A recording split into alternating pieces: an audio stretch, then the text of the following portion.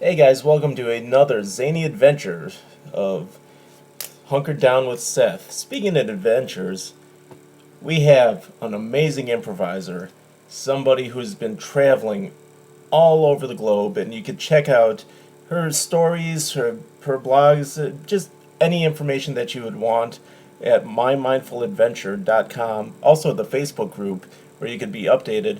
And I met her a couple years ago through improv. She's a wonderful person. I've yet to hear anybody speak a negative word about her. Sarah Scheller. Sarah, welcome to the show. Great hearing from you. What's up? Hi, thank you. I really appreciate the invite. Um, well, yeah, I have stopped traveling for the time being. I suppose that's the biggest what's up right now. Oh, wonderful. You know, Yeah, I mean, I stopped traveling too, so that's we got that in common. Where? o- hey, Okay, let's start from the beginning of your travels. Where'd you begin, and where did it take you? I started traveling by driving my car down one side of the Rocky Mountains, all the way across from California to Texas, and then I drove back up the other side. Um, through Colorado and Wyoming back up into Washington State. And then I drove across the top of Canada and, well, not the top of Canada. I drove across the bottom of Canada Oh, and then back through the top of the US before I hopped on a flight to Australia. And I was there for about a month. And then New Zealand, and I was there for about a month. And then my brother got married in Florida. So I flew back for that. And from there, I jumped to Europe and I hopped around Europe till COVID hit. wow. And then at that point, I came back here. I flew back from Switzerland about 2.5 weeks ago, 3 weeks ago now. That story you can find on Quarantine Connection. It was it was a little interesting. It was really surreal going through the airports right now and seeing the way people interacted, people who were very aware of the concerns, people who didn't care so much for the concerns, and the fact that I've never been in an airport when everything was shut down, all the stores, all of just everything, Yeah. that also was really just an interesting, bizarre, unique experience. Oh, wow. So, in total, how many different countries was on your trip? Oh, I should know that number, huh? Let's see. Let's. Um, Canada, Australia, New Zealand, Germany, the UK, Czechia, and Switzerland. And I'm not counting countries that I passed through. Those are countries I spent some time. So 7. 7. Any favorites? Any Um, highlights? oh, there are a few. I really enjoyed New Zealand. I connected with several improv people there. There's a space called the Garnet Station that has a tiny theater out back. And when I say tiny, I mean tiny. It's probably the size of a little bigger than a bedroom, maybe 2 bedrooms. Wow. And it's this just, yeah, it's so small, but that means that you're right up close with the improvisers the whole time. Oh, perfect. Yeah, that's nice little intimate setting Yeah. and nice. And when we say black box theater, that's more of like a black closet theater, like one of those shoebox theaters. So, but yeah. And did you perform improv in all those Yeah. areas as you traveled? I did not. There were some places I did perform. But for example, when I was in Australia, I was up on the coast and there were not any theaters where I was. So instead, I spent a lot of time trying to learn how to scuba dive, Oh, which is more complicated than I thought it was. yeah, But I guess you are underwater, so yeah, that makes sense.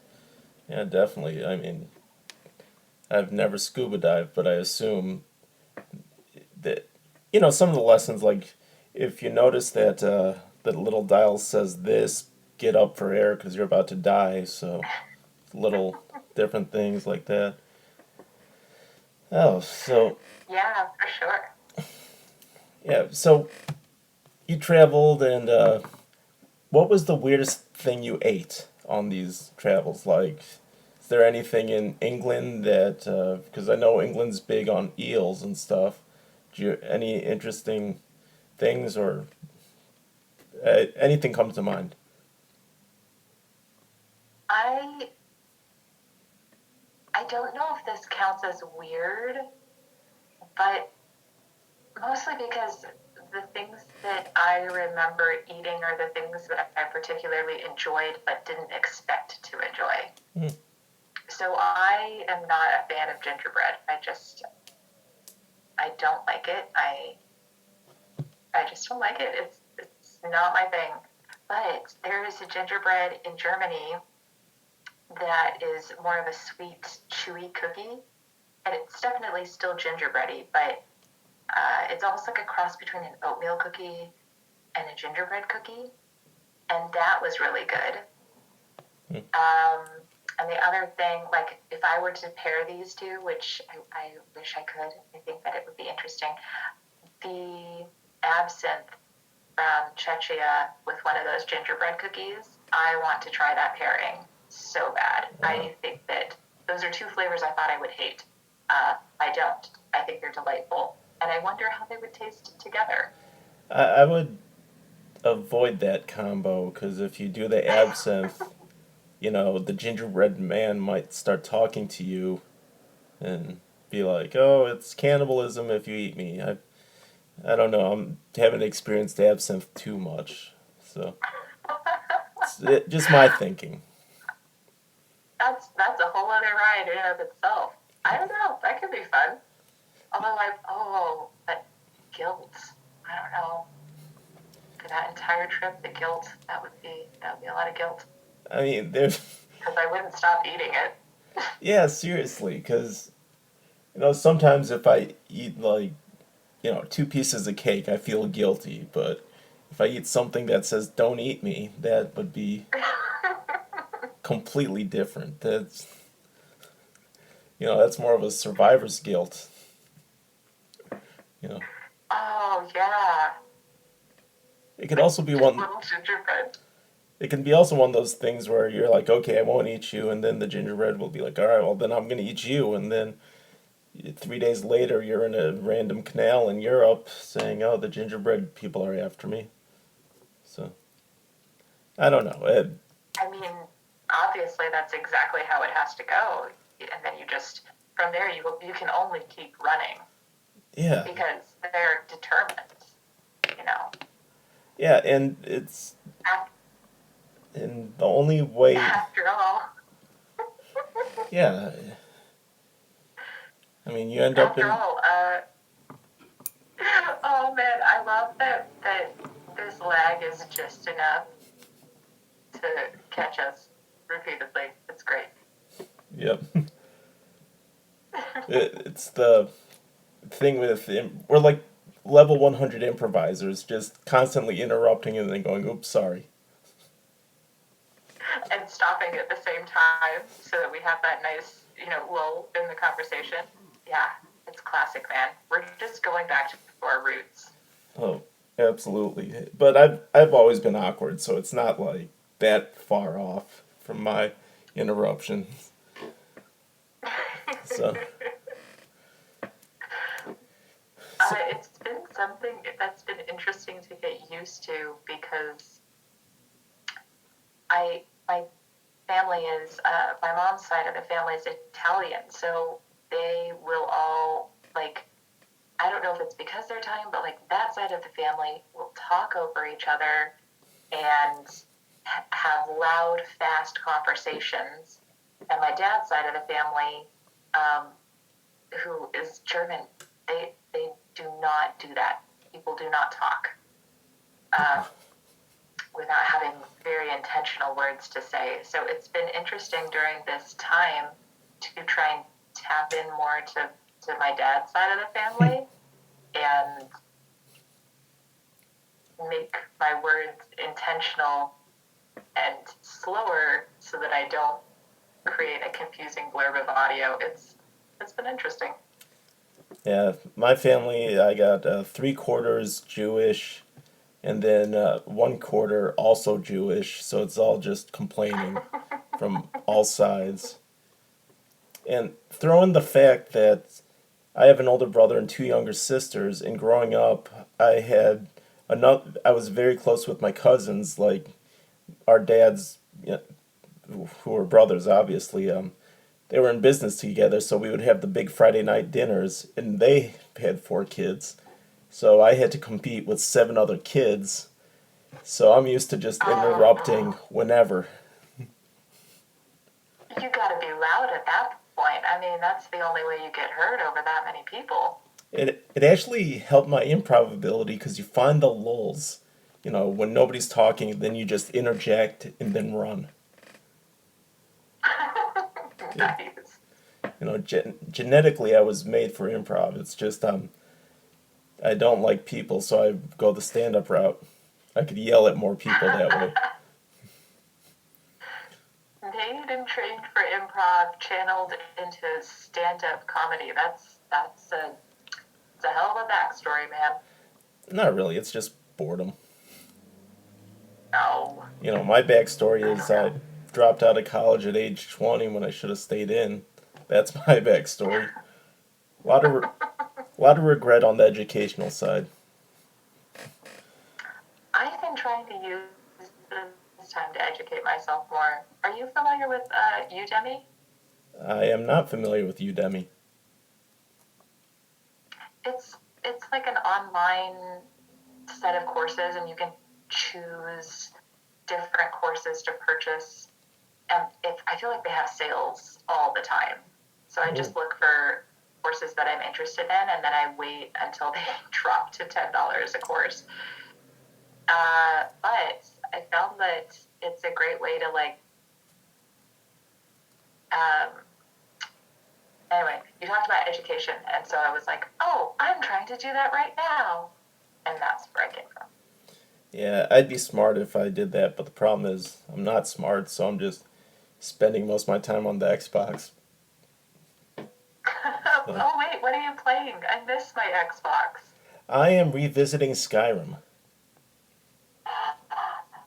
My favorite game. I Oh, I know, and I have several high-level characters.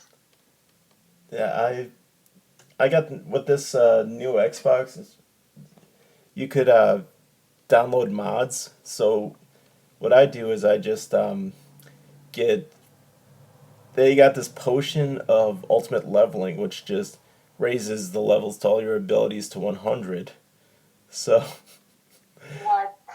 yeah, so I do that. I just basically I got a level 170 character, and I'm just finishing up the Stones of Baron Zaya quest just to begin with, and that way I get the Prowler's Profit perk, and with that, Nice. you know, I could buy anything, and then I'll go into the Dragons quest, and then the Civil War quest, and all that stuff. It's When fun. I get my Xbox back, it is currently in a storage unit.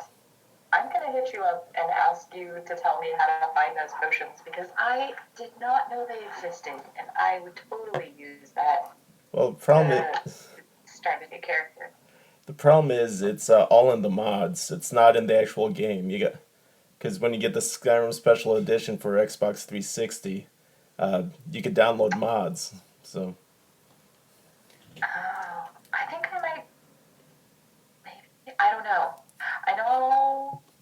I think I 360 in my storage unit. Oh man, I put everything in storage a year ago. I don't know what I have in there. It's gonna be like Christmas when I open that thing up. Oh, And I'm definitely. like, what? I have a lamp? Cool. Yeah, a xylophone? Where'd that come from? No, it's funny because you've been around the world, and we're talking about Skyrim. It's like I want to hear about your trip to the UK. Did you go to Wales? Did you go to Northern Ireland? Did you go to Scotland? But no, here we are talking about Windhelm. Well, priorities, man. Yeah, Priorities. I know. I did, when I went through New York, I bought like a $5 skirt, fancy long skirt, and there's it's called Watkins Glen. There's a state park up there called Watkins Glen that looks like something out of Skyrim or Lord of the Rings or like that sort of like epic, gorgeous landscape. And I walked in my long, ridiculously long, flowy skirts in that park because it felt like it deserved it. Yeah, So definitely. I don't know. I live Skyrim, man. Yeah, I did. My real life. Just wondering if you passed a policeman who said he used to be an adventurer, but then he got an arrow to the knee. Skyrim joke, Oh, if I people. had, I would have taken a picture. Yeah. So yeah, I want to talk about your trips to the UK because I've been to Europe twice and I've never made it up there. I'm just wondering what did you do? Long story short. Oh, okay. So I flew into London where one of my oldest friends, no, I think we've known each other for 20 years at this point. Anyway, he, we, words are complicated. The point is, I spent New Year's there Okay. and just sort of explored London, and there was a house party where we had the actual New Year's celebration, which was great. That is much more my jam to hang out with a bunch of people and play ridiculous board games than to stand in a crowd and watch fireworks. Plus, at the end, we all just sort of popped outside, watched fireworks anyway on a back porch. So from London, I went to Chichester, where I did a house sit, and that is further south still in the UK. It's near, Is it by it's Plymouth right or on the Brighton? water. Like Brighton Huh? area? By Brighton or Plymouth? Closer to Plymouth. Gotcha.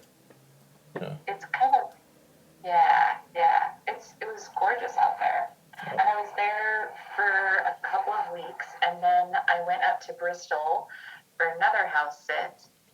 And from Bristol, I actually was able to do a little more exploration. So I saw Bath, with all of those great Roman baths and beautiful architecture. And I'm a little bit of a sucker for hot spa. So there's a you can't go into the Roman baths is the unfortunate truth. yeah. So you can walk into the museum and you can see where they would have the baths, and you can actually see a pool of water, but there's signs everywhere that tell you not to get in the water, don't drink it, don't touch it, etc., etc., etc. Very, this will kill you. Which I don't know. Like, part of me is like, maybe it wouldn't, and then another part of me thought, is that really the risk you want to take right now? Or do you just want to take some pretty pictures because you're not going to actually like jump into these pools anyway. So I Yeah. just took pictures. But there's a spa nearby that you can go to, and they say that it flows from the same water as the spas, but of course that water has been cleaned and purified, etc., etc., etc. And it was lovely. Yeah. But the one that I actually found that I enjoyed the most was in Bristol. So in Bristol, and you can ClassPass has this thing where you can join for a month for free. So I joined ClassPass for a month for free while I was in Bristol, and you can set, or rather pay, your credits to do things like go to spas or get massages. So, being the sort of person that I am, I did not spend any of it on going to the gym. I spent all of it on going to spas and getting massages. And that meant that I got to check out my favorite spa in the Bristol area. So, out of Bath and Bristol, there's a spa that is in an old bank vault. Oh, wow. So, you go down, yeah, it's so cool. You go through this, you know, those great big doors? Oh, yeah. Yeah. So you go through one of those, and it's a very small space. But for some reason, maybe it's the adventure of walking through that great big space and knowing that you're in a bank vault and knowing that the hot tub you're sitting in or the cold plunge you're sitting in used to be a bank vault. I don't know. It was just cool. It was beautifully put together and just a space I would definitely go back to if I could find a way to do it for not as expensive as it is. Like, I was really glad I had ClassPass. Let's just put it that way. Oh, for sure. I mean, spa and a bank vault, you gotta take these opportunities when they come. Totally. Yeah. Now, but I did get to go to Wales. Oh, awesome. Yeah, I went to Swansea. There's what's it called? There's a brewery there called Tiny Rebel that makes the sweetest, and I do mean sweet, it's sugar, it's so good, the sweetest beer. Wow. Yeah, I'm just trying to think, because the point of beer is to, have the yeast break down all the sugar. I'm sure they make it happen. I like alcohol. It's definitely, I'm stereotypical like that. I admit it. Yeah. What's your favorite kind of beer? Well, interesting you say it. In Germany, have you ever heard of Augustiner? Yeah. Their blonde ale is my all-time favorite, and it's far and away the best beer I've ever had, especially when I went to the Augustiner beer house in Munich. That was like, me and my, also I'm from Wisconsin, so Munich is like every Wisconsinite's Israel. It's our Jerusalem with all the beer halls there. Really? Oh, definitely. However, if I'm just talking American beers, Wisconsin has this one beer called Spotted Cow by the New Glarus Brewery, and this is how good it is. A buddy of mine had a 6-pack, and we went to the Rose Bowl this year, and Wisconsin was playing Oregon, and there were 5 of us, so we all drank one. It was great, but we decided to walk around, and there were some Wisconsin guys, and I asked this one random guy, "Where are you from?" He said, "Milwaukee." I gave him the can of Spotted Cow. Not only did everybody in our group get a big hug from him, he insisted we all take a picture with him holding the can. It's that sort of holy grail type admiration for it. It is so good. I've got to try this beer. That's a lot of admiration. The problem is it doesn't ship west of the Mississippi River. No, I can't travel right now. I know. There's literally 2 places where you could buy it. And that's in the state of Wisconsin or in Michigan's Upper Peninsula. That's the only places they ship. Oh, man. All right, well, when quarantine lifts. And, if you're a nature fan, Wisconsin, you can't beat it, at least in the summer. I really did enjoy the little bit that I got to see of Wisconsin. It was gorgeous. Yeah, It really was. I wish I'd had Spotted Cow. I'd known, man. I'd Yeah, known. had you known, I should have let you know if I knew you were going to Wisconsin. So I knew you were from Wisconsin. I would have reached out. yeah, definitely. Well, I'll also say there's a reason why I don't live in Wisconsin. It's because it's Wisconsin. It's great. It's great for 5 months, but it's the other 7 months that really get you. Oof, Now let me ask you I this. believe it. So you said you went to Switzerland. Mhm. My all-time favorite city in the world is Lauterbrunnen, Switzerland. Did you visit Lauterbrunnen? No. So I was going to. Um, oh, oh, sorry. I'm still mourning the things that I was going to see on this trip Yeah. that didn't happen. Potentially, that will happen in the future. Yeah. But no, it was. I was hoping to do that. I was supposed to do a house sit for 2 months up there, and that was the circumstances that changed around that, in part, were what contributed to me coming back to the States. But during that sit would have been the time that I would have been able to do day trips. And I had a couple I wanted to do in Switzerland, including there. Yeah. It's basically you're walking through the Shire. That's how awesome it is. So, all right. So rounding third, I would have. coming home. Let's. I gotta wrap this up because I got some. I got some dragon shouts to collect. Let's be honest. Um, Uh, uh-huh, uh-huh. so your improv. That how we know each other from. I'm big fan of your improv. I've got a few questions for it about this. First, who was your first theater sports team? Who was in it, and what was their name? I really should have written the name down. I didn't. It is something that I have regretted sincerely. I remember the night, but because I had played and done so much work around UPB, remember exactly who was there.